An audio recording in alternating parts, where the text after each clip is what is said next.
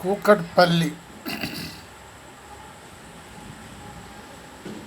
ఆ ఏరియాలో night DCP గారు సీక్రెట్గా ఒక పబ్కు వెళ్ళి అంతా పర్యవేక్షించడం జరిగింది. ఆ పర్యవేక్షణలో బయటపడినటువంటి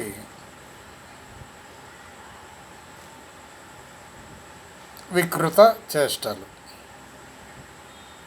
కొంతమంది ఆడవాళ్ళు, కొంతమంది మగవాళ్ళు వాళ్ళని రేడింగ్ చేసి పట్టుకోవటం జరిగింది. అయితే ఈ రేడింగ్ చేసి పట్టుకోవటంలో ఇంత ప్రముఖంగా వినిపించటానికి కారణం ఏంటి? ఇప్పుడు ఆల్రెడీ అక్కడ నడుస్తున్నటువంటి ఈ పబ్బులు ఏవైతే ఉన్నాయో వికృత చేష్టలకు సంబంధించినటువంటి ఆ యొక్క పబ్బులు,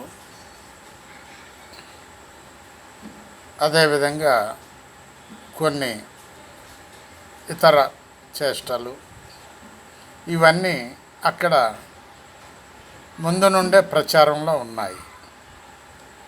మరి అవి ప్రచారంలో ఉన్నప్పుడు అక్కడ ఉన్నటువంటి కన్సల్ట్ పోలీస్ సిబ్బంది ఏం చేస్తున్నారు? మరి దానికి కారణం ఏంటి? అక్కడ సిబ్బందికి వాళ్ళు లొంగటం లేదా డీసీపీ వస్తేనే మేము లొంగిపోతాము అనేమైనా అంటున్నారా? ఇంకా ఏమైనా నెలవారీ ఏమైనా పిఎస్లు చేరుతున్నాయా? మరి వీటన్నిటినీ తెలిసి కూడా మరి డీసీపీ గారు ఒక్కసారే వెళ్ళి